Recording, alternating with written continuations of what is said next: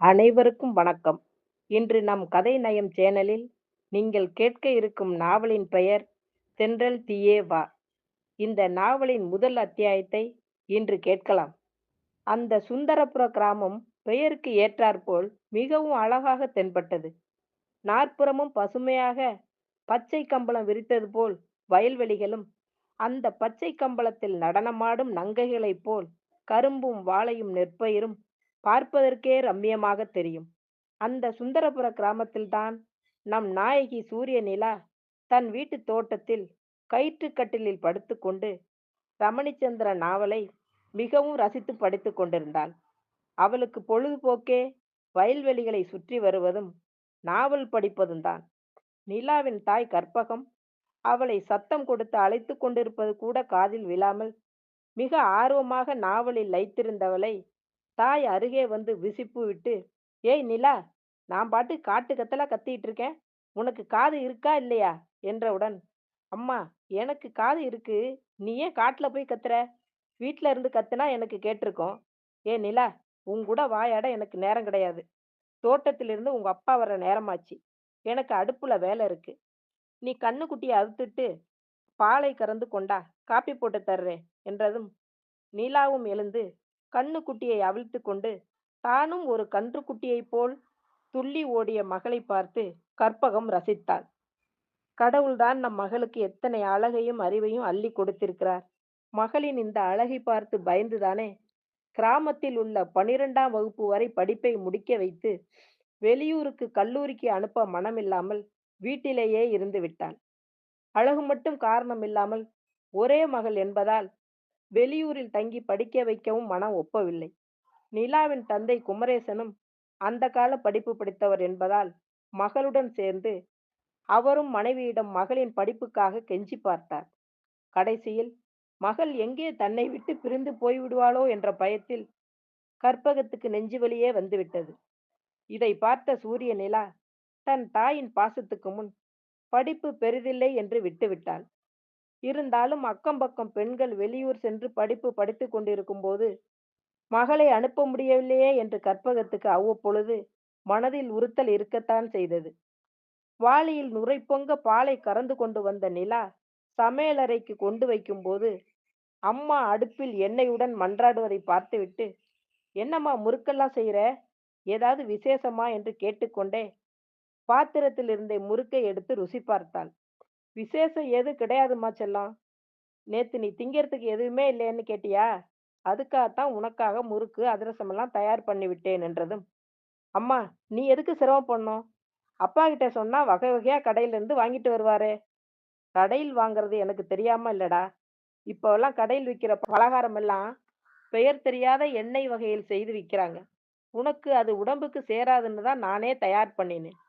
"அம்மா, நீயும் அறிவா பேச கத்துக்கிட்ட." என்று நிலா சொல்லிக் கொண்டிருக்கும்போது உள்ளே நுழைந்த நிலாவின் தந்தை, "நிலா, உங்க அம்மா கிட்ட இல்லாத ஒன்ன பத்தி பேசிட்டு இருக்க." என்று நக்கலடித்ததும் கற்பகமோ அவர் கையில் காஃபியை திணித்து, "எனக்கு அறிவில்லாட்டியும் போகட்டும்.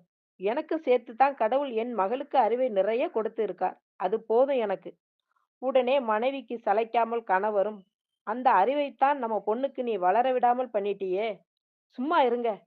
நிலா நம்மை பிரிந்துதான் அறிவை வளர்த்துக் கொள்ள வேணும்னா அந்த அறிவே என் மகளுக்கு வேண்டாம். இப்ப உள்ள அறிவே போதும். சரி கற்பகம், படிப்புக்காக நம்மை பிரிய வேண்டாம். நிலாவை கல்யாணம் கட்டி கொடுத்தா அவள் நம்மை விட்டு பிரிந்துதானே ஆகணும்." இதை சற்றும் எதிர்பார்க்காத கற்பகமோ கணவரின் வாயை பொத்தி, "என்னங்க, உங்க வாயால் நிலா நம்மை விட்டு பிரியணும்னு சொல்லாதீங்க. அவ நமக்கு ஒத்த பொண்ணு. நம்ம வீட்டோட இருக்கிற மாதிரி பையனை பார்த்து கல்யாணம் பண்ணி வச்சிடலாம்." என்றதும் நிலாவோ, "அப்பா, அம்மா சொல்ற மாதிரி எனக்கு வீட்டோட இருக்கிற மாதிரி ஒரு பையனை பார்த்து கட்டி வச்சுட்டா அவனையும் நம்ம வீட்டு கண்ணுக்குட்டிக்கு பக்கத்துல கட்டி வச்சு தீனி போடலாம். சரியாம்மா?" என்றவளின் தலையில் கற்பகம் செல்லமாக ஒரு குட்டு வைத்து, "வர வர உனக்கு வாய் தாடியா போச்சு. எனக்கு வரப்போகிற மருமகன் உன்கிட்ட மாட்டிக்கிட்டு என்ன செய்ய போகிறாரோ? எனக்கு கவலையா இருக்கு."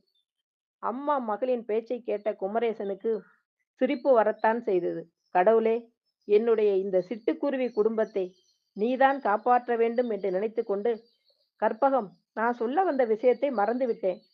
நம்ம அருணாச்சலம் ஐயா போன் பண்ணியிருந்தாரு. அவரோட மகன் வெளிநாட்டில் படிப்பு முடிந்து ஊருக்கு வந்தாச்சாம். அவங்க அப்பா செய்யற தொழிலை மகன் கவனிக்க போறாராம். அதுக்குள்ளே இங்கே வந்து நிலத்தை எல்லாம் பார்க்க வேண்டும் என்று ஆசையாம்.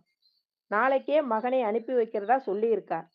இதை கேட்ட நிலா, ஏப்பா, நிலத்தை சாகுபடி செய்யறது நீங்க, அவர் வந்து நிலத்தை பார்த்து என்ன செய்ய போறார்? இது என்னம்மா கேள்வி? நிலம் அவங்களுக்கு சொந்தம். குத்தகைக்கு சாகுபடி செய்யறது மட்டும்தான் நாம.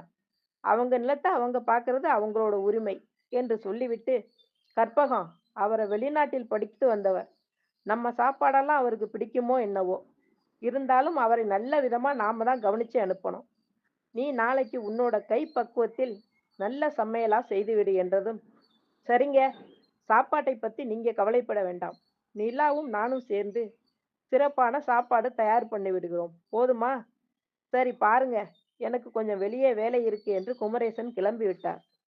மூவரும் இரவு உணவை முடித்து படுக்கைக்கு சென்றனர். நிலாவின் வீடு அந்த கால மாடி வீடு. அவளுடைய தாத்தா காலத்தில் கட்டியது என்று அப்பா சொல்லிக் கொண்டிருப்பார். இதை இடித்துவிட்டு புதுவிதமாக வீடு கட்டலாம் என்று நிலா ஒரு நாள் தந்தையிடம் சொன்னபோது, வேண்டாமா, உன்ன மாதிரி எங்க அப்பாவுக்கும் நானும் ஒரே பிள்ளை. எனக்காக எங்க அப்பா பார்த்து பார்த்து கட்டிய வீடு இது. இந்த வீடு உனக்கு சொந்தமானது. எங்கள் காலத்துக்கு பிறகு உன் விருப்பப்படி வீட்டை மாற்றி கட்டிக்கொள்ளலாம் என்று சொல்லிவிட்டார். மாடியில் 2 அறைகளும் கீழே 4 அறைகளும் கொண்ட வீடு. வீட்டைச் சுற்றிலும் மா, பலா, வாழை என்ற முக்கணி மரங்களும் நிலாவுக்கு விருப்பமான பல வகை பூச்செடிகளும் வீட்டுக்கு அழகு சேர்த்து கொண்டிருந்தன. தன் அறையில் உறக்கம் வராமல் படுத்துக் கொண்டிருந்த நிலா ஜன்னலை திறந்தவுடன் தோட்டத்திலிருந்து மல்லிகை வாசம் மூக்கை துளைத்தது. மேலே வானத்தை அண்ணாந்து பார்த்தபோது அந்த நிலா இந்த நிலாவை பார்த்து குளிர்ச்சியாகவும் மகிழ்ச்சியாகவும் சிரிப்பது போல் இருந்தது. உன்னை விட நான் அழகா, என்னை விட நீ அழகா என்று வானத்து நிலா கேட்பது போல் நினைத்து தனக்குள் சிரித்த சூரிய நிலா யோசனையில் ஆழ்ந்தாள். மாலையில் அப்பா அருணாச்சலம் ஐயா மகன் வரப்போவதா சொன்னார். நிலா சிறு வயதாக இருக்கும்போதே அருணாச்சலம் தங்களுடைய மாளிகை போன்ற வீட்டை விட்டுவிட்டு நிலங்களை மட்டும் விற்க மனமில்லாமல் குமரேசனிடம் குத்தகைக்கு கொடுத்துவிட்டு தங்கள் குழந்தைகளின் படிப்புக்காக சென்னை சென்று செட்டில் ஆகிவிட்டார். அருணாச்சலமும் குமரேசனும் சிறுவயது முதல் பழக்கம் என்றாலும் தூரத்து சொந்தம் என்று கேள்விப்பட்டதுண்டு. இருந்தாலும் அருணாச்சலத்தின் சொத்து மதிப்பு, செல்வாக்கு மதிப்பு, இதை வைத்து குமரேசன் அருணாச்சலத்தை ஐயா என்றே அழைத்து வந்தார். அருணாச்சலத்துக்கு ஒரு மகன், ஒரு மகள். மகள் நிலா வயது உடையவள். மகன் இவர்களை விட மூத்தவன். சிறு வயதில் எப்பொழுதாவது தந்தையுடன் அவர்கள் வீட்டுக்கு செல்லும்போது அண்ணனும் தங்கையும் தோட்டத்தில் விளையாடுவதை பார்த்திருக்கிறான். ஆனால் அதிகம் பேசியது கிடையாது. நாளை நம் வீட்டுக்கு வரப்போகும் அருணாச்சலம் மாமாவுடைய மகன் பெரிய ஆளாக வளர்ந்திருப்பான் என்று கற்பனை செய்து பார்த்த நிலாவுக்கு தனக்குள்ளே சிரிப்பு வந்தது. வளர்ந்திருந்தால் நமக்கென்ன, குட்டையாக இருந்தால் நமக்கென்ன என்று நினைத்தவாறு படுக்கையில் படுத்தவள் உறக்கம் தாளாட்ட தூங்க ஆரம்பித்தாள். தொடரும்.